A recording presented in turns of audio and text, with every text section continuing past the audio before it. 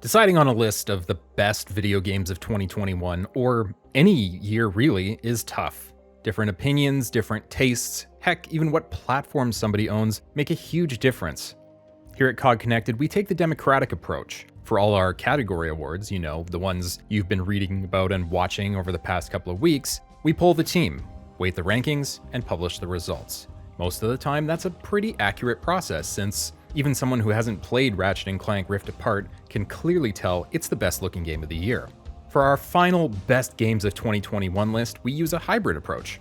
We do the same team voting and then engage in a discussion about those results on Press X to Podcast. Opinion comes into play, colored substantially by the group results. The result of the process is contained within. Buckle up, strap in, and grab a tasty beverage as we count down our 10 best video games of 2021.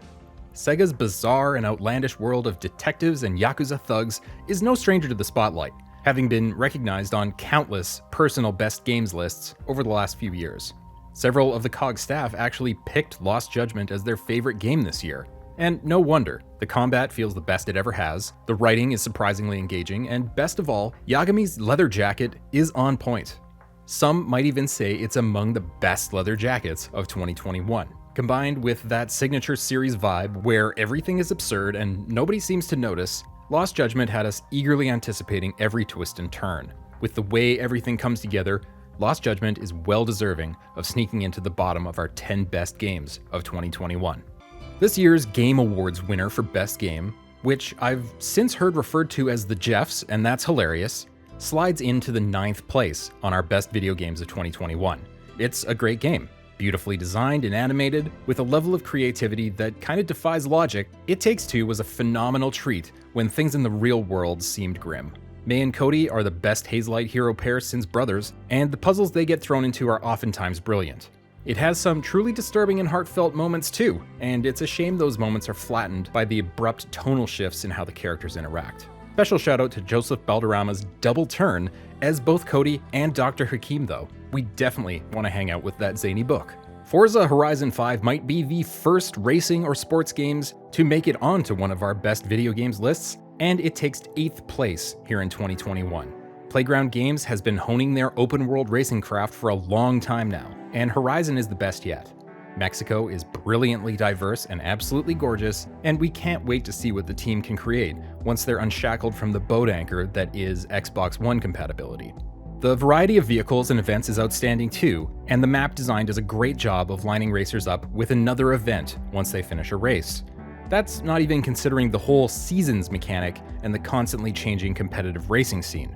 Even a cluttered map and way too many unlock mechanics couldn't keep this Xbox gem off our list of the best video games of 2021.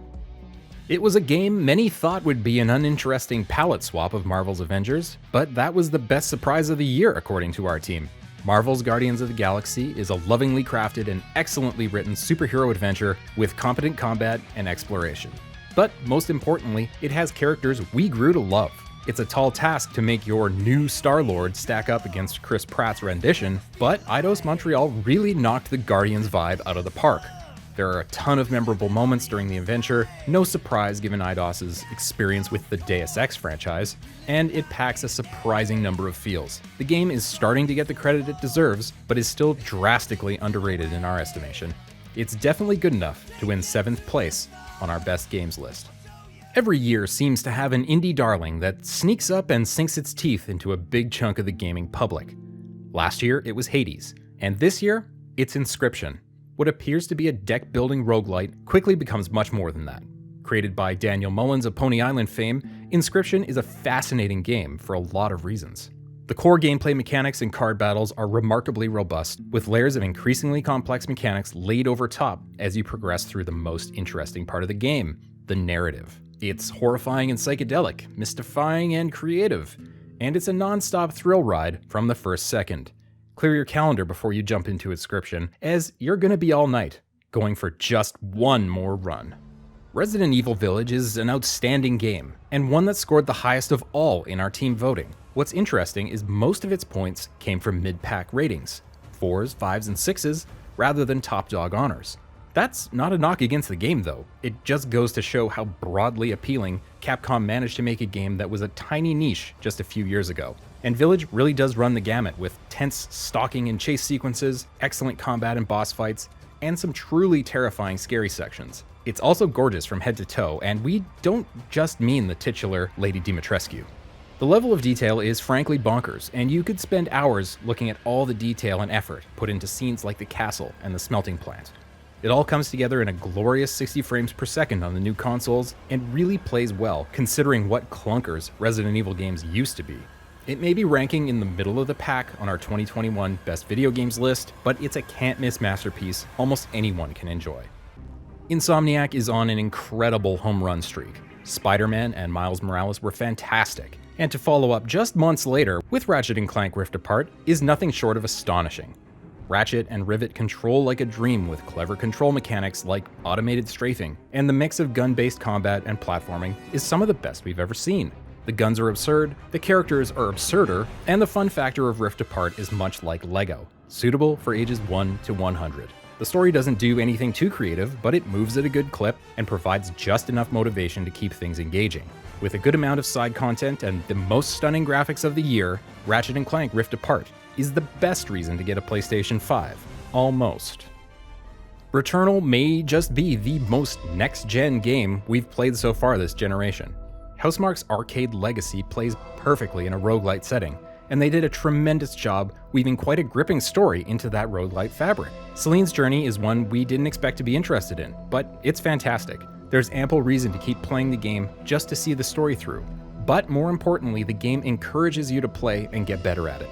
Unlike some other tough games, Returnal treats your time with respect and lets you get back to where you were while keeping the run-based structure intact. It also uses the DualSense controller better than any PS5 game yet. The rain on Celine's helmet or the loading of a computer screen feels phenomenal, and is a true showcase for the potential of haptic game features. Elsewhere, Bobby Krlik's score is creepy and atmospheric, and the visual effects and particle work on display is excellent.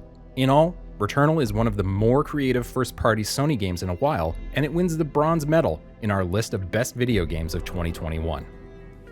Live, die, repeat. Deathloop was mysterious to a lot of the industry. What would it be like?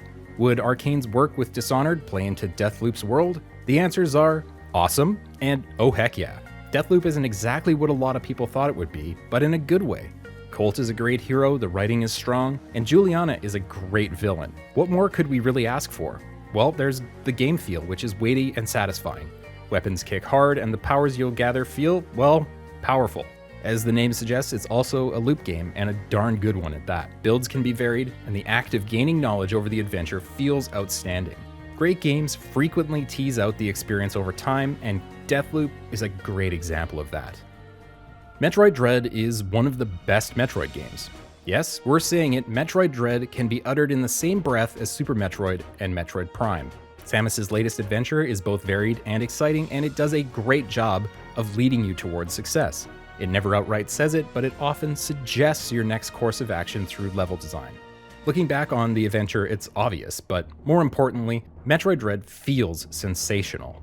Samus has never controlled so fluidly, nor has her motion ever felt so precise. Part of that has to do with the stellar animation, which really belies the fact that this game is stretching the Switch to its limits. That stretching results in some mild occasional slowdown, but it doesn't take away from the excellent combat.